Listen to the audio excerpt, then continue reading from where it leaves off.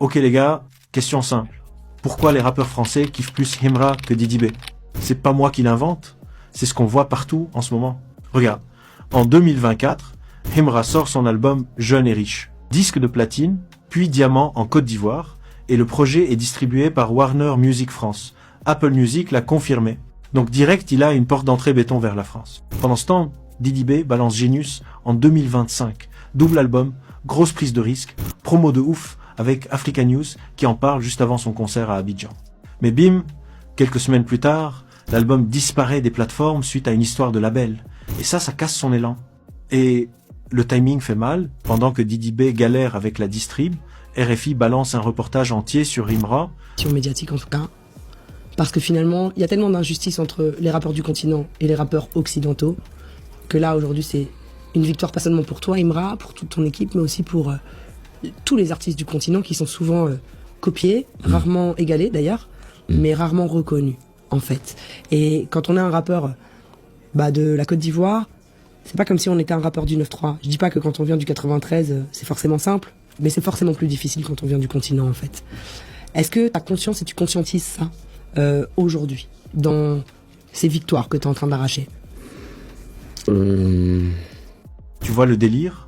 Et la France Rap commence à le valider officiellement.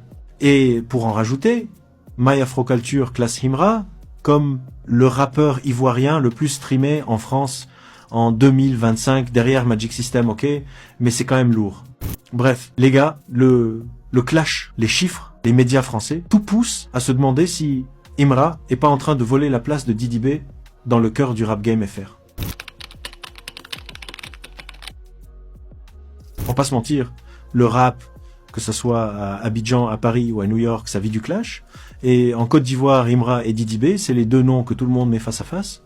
Tu scrolles sur TikTok ou Insta, tu tombes forcément sur des vidéos. Qui est le vrai boss? Tu vois des fans qui crient « Himra a tué ça », d'autres qui répondent « Didi B reste numéro 1 ». Mais le clash, c'est pas seulement une histoire de buzz, c'est aussi un outil stratégique. Himra, dès qu'il balance des freestyles comme nouveau boss, il envoie des pics. Et ça tombe pas dans l'oreille d'un sourd. Les fans français de drill captent direct les codes, ça leur parle.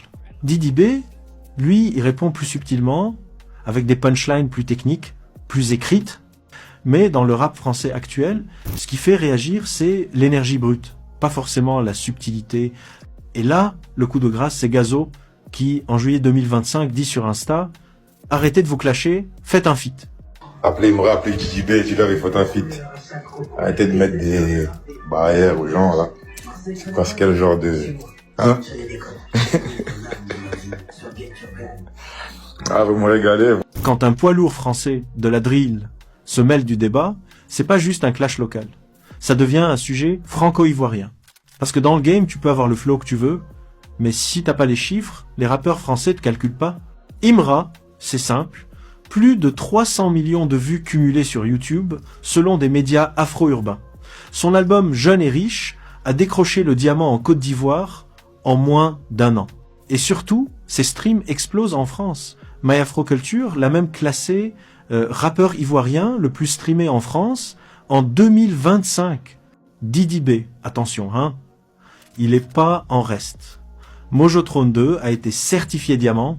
Son double album Genius a fait plus de 27 millions de streams sur Spotify selon Secom Réseau. Mais voilà, le gros problème, c'est ce fameux retrait temporaire de l'album en mai 2025. Dans un marché rapide comme le rap, disparaître des plateformes quelques semaines, ça peut ruiner ton momentum. Pour les rappeurs français, Himra devient la valeur sûre. Tu veux un feat ivoirien qui buzz en France, tu vas chercher celui qui est déjà sur les playlists FR grâce à Warner. Tu veux pas risquer de bosser avec un gars dont l'album disparaît du jour au lendemain pour des raisons de label. Et c'est là que tout se joue. Parce que soyons clairs, si on parle aujourd'hui de préférence française, c'est pas juste une question de talent, les deux sont énormes. C'est une question de narratif et de compatibilité avec le marché FR. Himra coche toutes les cases. Il fait de la drill ivoire, un style qui colle pile poil à la vibe actuelle en France. Il a la validation médiatique RFI, Légende urbaine en mai 2025, Combini et même TikTok qui le mettent en avant. Il a la validation des anciens. Booba l'a appelé le nouveau boss du rap ivoire. Didi B, lui, a une image plus installée, plus artiste global. son côté kiff no beat, son style plus varié, ses feats panafricains, c'est lourd, mais ça match moins avec le rap FR actuel qui est drill et trap oriented. Et ça, les fans français le ressentent. Sur YouTube, les commentaires sont clairs. Imra, c'est notre gazo ivoirien. Imra ramène la vraie drill africaine. Pendant que Didi B est vu comme un artiste plus complet, mais moins street compatible avec le rap FR. Alors là, 2 scénarios possibles. Il continue le clash. Ça fait du buzz, ça nourrit les médias, ça divise les fans. Mais attention, trop de clash tue le clash. Et la France aime le beef, mais encore plus les feats historiques. Ils font un feat ensemble. Et là, boum, explosion. Comme Booba versus Karis avant Bercy, sauf qu'ici ça se transformerait pas en bagarre, mais en son qui secoue Abidjan et Paris en même temps. Et le fait que Gazo est appelé à ça, c'est pas un hasard. Le marché français attend ce move, et soyons honnêtes. Si demain Imra et Didi B sortent un banger drill divisé par trap en feat avec un gros rappeur FR genre Gazo ou Niska, le game change. La Côte d'Ivoire s'impose officiellement comme une puissance du rap francophone. Et là, il y a plus de préférence, il y a une domination collective. Il faut que tout le monde travaille pour le hip-hop ivoirien et je suis content qu'il y ait plusieurs têtes. Il faut que les Ivoiriens sachent que plusieurs têtes peuvent coexister. Il y a de la place pour tout le monde sur le tableau. C'est l'union qui fait la force. Ça fait vivre. C'est juste que moi, si tu vois que j'ai même pas parlé jusqu'à présent, c'est parce que Imra, c'est mon petit. D'accord. C'est mon petit depuis... C'est mon... Parmi vous tous ici, là, qui connaissait Imra avant moi? Personne. C'est moi, j'ai fait une première battle où j'ai invité Imra. Il était parmi mes petits. Mais la vie, c'est la vie. Ce que les gens peuvent mettre dans sa tête ou bien... Lui, il est motivé. Moi, ça me plaît que lui. Ok les gars, question simple. Pourquoi les rappeurs français kiffent plus Imra que Didi B? C'est pas moi qui l'invente, c'est ce qu'on voit partout en ce moment. Regarde, en 2024, Imra sort son album Jeune et riche. Disque de platine, puis diamant en Côte d'Ivoire, et le projet est distribué par Warner Music France. Apple Music l'a confirmé.